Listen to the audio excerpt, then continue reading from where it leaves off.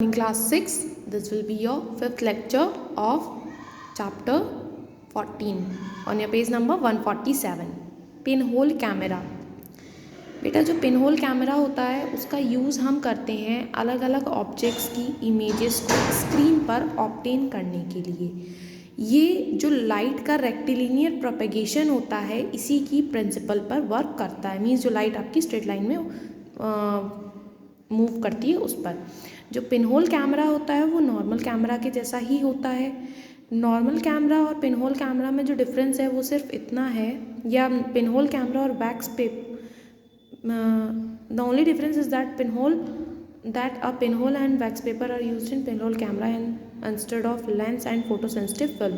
बेटा सिर्फ इतना डिफरेंस होता है कि पिनहोल कैमरा में पिनहोल और वैक्स पेपर का यूज़ किया जाता है, और जो दूसरा जो आपकी कैमरे होती है, नॉर्मल कैमरा जो होता है, वहाँ पर लेंस और फोटोसेंसिटिव फिल्म का यूज़ किया जाता है। बस इतना डिफरेंस होता है, ठीक है। फिर ये आपकी एक्टिविटी दी गई है, वो आप परफॉर्म करेंगे। ये एक्टिविटी है आपकी, आप चाहें तो घर पर परफॉर्म भी करके देख सकते हैं, और नहीं तो रीड तो आप करेंगे ही होमवर्क में, ठीक है। तो फिर आता है आपका रिफ्लेक्शन ऑफ लाइट। अभी रिफ्लेक्शन क्या होता है, देखो मिरर में हम अपनी इमेज को देखते हैं, ठीक है, और मिरर जो है वो व्हीकल्स में भी यूज़ होता है और डेंटिस्ट के थ्रू भी यूज़ किया जाता है। तो जो फिनोमेनन है जिसकी वजह से हम मिरर में अपने आप को देख पाते हैं, इसी को हम बोलते हैं रिफ्लेक्शन, ठीक है। अगर किसी ऑब्जेक्ट पर लाइट रेज फॉल होती हैं तो 3 चीज़ें होती हैं। पहली ये कि जो लाइट है वो पूरी तरह से ट्रांसफ़र हो जाती है, जिसे हम, और ऐसे ऑब्जेक्ट्स को हम बोलते हैं ट्रांसपेरेंट ऑब्जेक्ट। कई बार होता है कि लाइट होती है वो एब्जॉर्ब हो जाती है या फिर वहीं रुक जाती है और वापस रिफ्लेक्ट हो जाती है, उसको, उस केस में हम ऑब्जेक्ट को बोलते हैं ओपेक। और कई बार क्या होता है कि जो लाइट आपकी होती है वो बहुत ही पार्शियली पास्ड होती है, जिसे हम ट्रांसलूसेंट ऑब्जेक्ट बोलते हैं, हमने पढ़ा है। और कई बार क्या होता है कि जो लाइट है वो एग्जैक्टली बाउंस बैक आती है, मीन्स किसी शाइनी ओपेक सरफेस से टकराई और वापस आई, इसी को हम बोलते हैं रिफ्लेक्शन।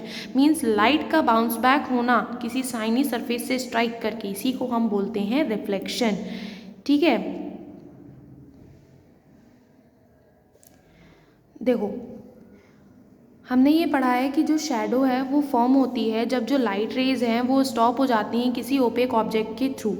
उसी तो दूसरी तरफ जो इमेज है वो फॉर्म होती है जब किसी ओपेक ऑब्जेक्ट से लाइट रेज रिफ्लेक्ट होती हैं, ठीक है। Light changes direction on reflection, और रिफ्लेक्शन पर क्या होता है कि लाइट रे की जो डायरेक्शन होती है वो भी चेंज हो जाती है, जो आपको क्लियर पता चलेगा इस एक्टिविटी को होमवर्क में रीड करके, ठीक है। तो इसको भी आप रीड करेंगे, एक्टिविटी 4, एक्टिविटी 5।